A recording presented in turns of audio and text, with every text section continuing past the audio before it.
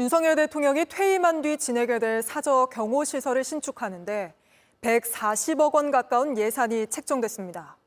문재인, 박근혜 두 전직 대통령과 비교해 2배가 넘는데 대통령실은 서울 수도권 부지를 감안한 거라고 설명했습니다. 김태영 기자입니다. 윤석열 대통령의 퇴임 후 사저 경호시설 신축 비용으로 3년간 139억 8천만 원의 예산이 책정된 것으로 파악됐습니다.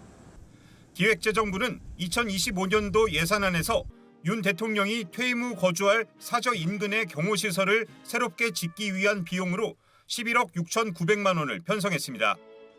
또 경호시설을 착공하는 2026년도엔 119억 8,800만 원, 2027년도엔 8억 2,300만 원이 배정될 것으로 예상됐습니다.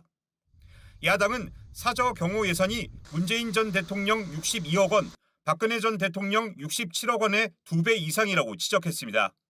강남 고급 아파트에 거주했던 윤 대통령이 퇴임 후에도 비슷한 수준의 주거지를 선택하려는 것은 아닌지, 그로 인해 예산이 2배 이상으로 증가한 것은 아닌지 의심됩니다. 대통령실은 이런 주장을 즉각 반박했습니다.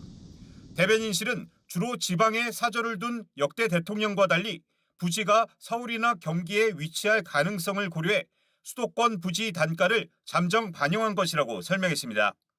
그러면서 오히려 부지 면적은 박근혜, 문재인 두 전직 대통령 대비 절반 수준이며 건축 비용은 비슷하다고 덧붙였습니다.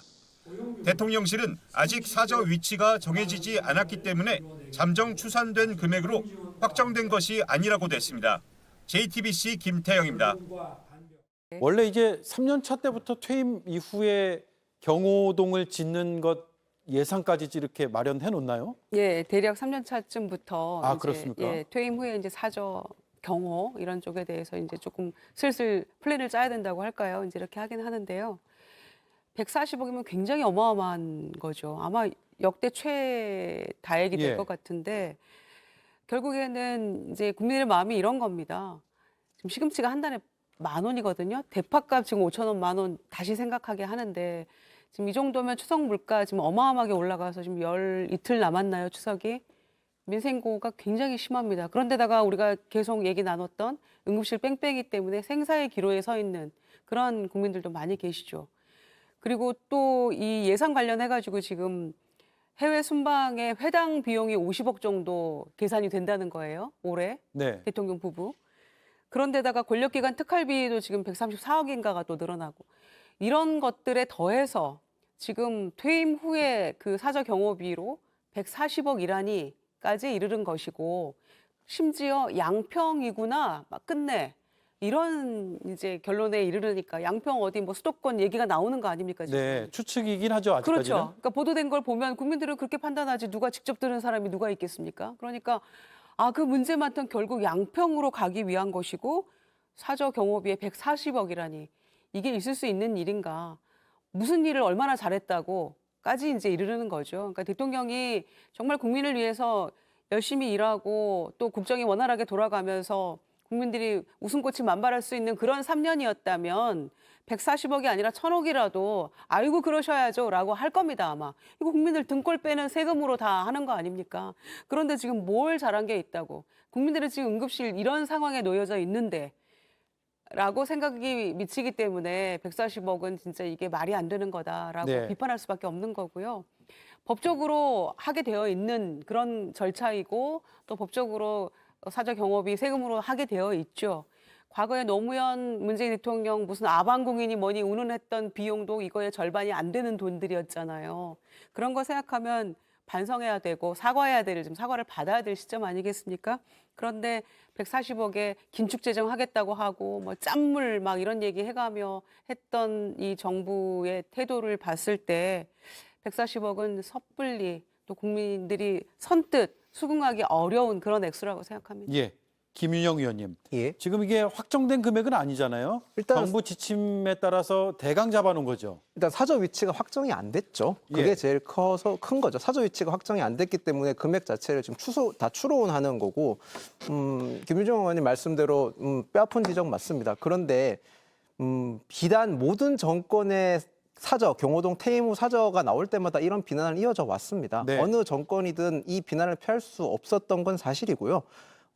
부지값이 이렇게 지금 부지급 비용이 제일 많이 큰데 뭐 제가 전 정권 탓을 하는 게 되게 좀 어떻게 보면 모순적일 수 있는데 왜 부지값이 많이 뛰었는지도 지적을 좀 해주셨으면 좋겠습니다. 네. 어느 정권 시절에 수도권 땅이 가장 많이 올랐는지도 분명히 저희가 대상해 부동산 보죠. 값이 오른 시점이 언제냐? 부동산 시점이 많이 올랐기 때문에 비용이 많이 들은 것도 고려해야 될 부분이라고 저는 생각을 합니다. 예. 그런 점까지 봐서 해야 되는 거고 뭐 물가 안 좋고 경기 어려운 상황에서 지금 이 시기상 어쩔 수 없이 자동스럽게 나올 수밖에 없는 시기에 나온 거지만 그럼에도 불구하고 국민 여러분 눈높이에는 맞지 않는 부분은 맞다고 네, 생각합니다. 부지가 아직까지 확정되지 않았다라는 말씀이고 지금 언론에서 이제 분석하거나 취재해서 보도한 바에 따르면 이전 정부하고 비교를 하고 있습니다. 앞서서 저희가 잠깐 보여드렸는데 박근혜 전 대통령 때 67억 원, 문재인 전 대통령 때 62억 원의 비용이 나갔고요. 잠정 추산이 지금 140억 가까이 된다라고 하니까 이 수치가 비교되니까 너무 커 보이는 건데 하지만 건축 비용은 비슷하다라고 반박이 지금 나오고 있고 부지 면적은 절반 수준이다. 이게 대통령 경호처의 대통령실의 반박 내용입니다. 어떻게 들으셨습니까? 윤재관 의원님. 먼저 이 부분에 대해서 말씀하시기 전에 이 사저 문제와 관련돼서 전 정부의 부동산 문제를 다시 한번 거론하신 것에 매우 유감입니다. 정말 모든 건에 대해서 전 정부 탓하는 그 버릇을 3년 내내 같이 가시는데 이제 좀 그 레파토리 좀 바꿔주셨으면 좋겠다라는 얘기를 꼭 좀 드리고 싶고요. 문제는 이제 배가 더 늘어서 더 많이 들은다, 뭐 그거일 수 있죠. 근데 가장 큰 문제는 신뢰 붕괴 때문이라고 저는 생각합니다.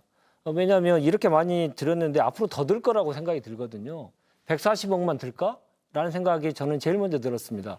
왜냐하면 용산을 이전할 때 얼마라고 얘기했습니까? 500원 미만이면 용산을 이전 다 한다고 얘기했지 않습니까? 네. 근데 실제로 까보니까 계속 숨기는 거 실제로 자료로 해서 받아보니 몇천억 수준이 2천억이 넘어가는 수준의 이전 비용이 드는 거지 않습니까? 지금은 140억이라고 얘기하지만 이것도 정말 큰 액수지만 앞으로 계속 증개축에 대한 계획을 세우면서 계속 또 늘어나지 않을까라는 걱정을 해야 되는 그러한 상황에 놓여 있다. 이 점에 대해서 꼭 좀 말씀을 드리고 싶고요. 네. 최근에 이제 그 한남동 사저의 불법 증개축 문제와 관련돼서도 여러 논란이 됐었습니다만은 국회에서 관련돼 있는 자료를 내라, 자료를 제출해달라고 하는데도 계속 제출을 않고 있지 않습니까? 이런 것들을 보더라도 대통령이 머물 공간과 관련돼서 국민의 세금이 들어가기 때문에 투명하게 자료를 내면 되는데 국회마저도 자료를 내지 않고 있는데 앞으로 얼마나 더 들지 정말 걱정입니다. 그래서 저는 지금의 140억 세 발의 피가 될 수 있다. 이런 말씀 꼭 드리고 싶습니다. 예. 김인영 의원님 반론도 들어보고 그리고 지금 어쨌든 부지가 정해지지 않았는데 어쨌든 수도권으로 상정해놓고 잡은 금액이잖아요. 이게 낮춰질 수도 있는 거죠.